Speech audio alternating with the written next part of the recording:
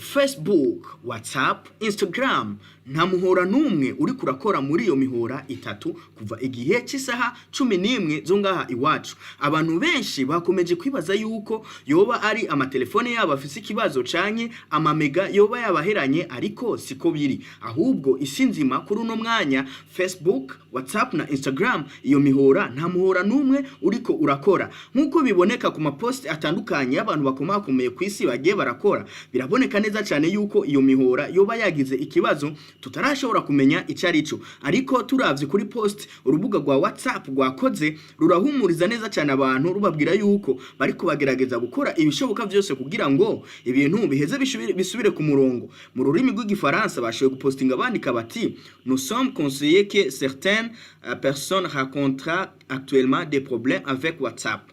Nous travaillons pour que les choses reviennent à la normale et vous enverrons une mise à jour ici dès que possible.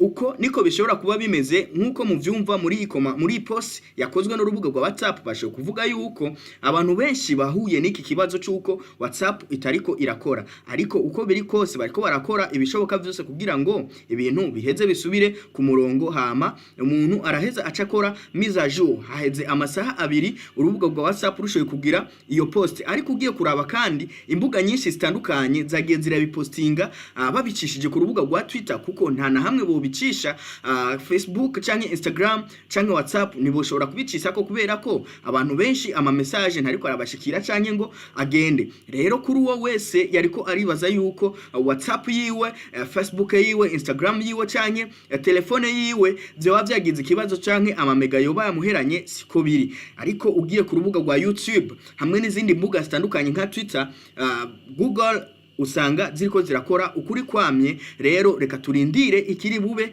ariko kandi umuntu akomeza kubabwira ntimu bandanye imitima yanyu ihagaze mwibaza yuko coba ari kibazo coba cyashitse mu gihugu kimwe canke ikindi, ahubwo ibi ni ibintu biri ku isi yose. Kuri uno mwanya turiko turavugana ku isi yose muri izo mbuga zitatu nta rubuga na rumwe ruriko rurakora. Hakaba hashowe guhera amasaha 2 n'iminota kugeza uno mwanya, amasaha 3 kugeza uno mwanya arashowe guhera neza na neza izo mbuga atarubuga na rumwe ruriko rurakora ku isi nzima.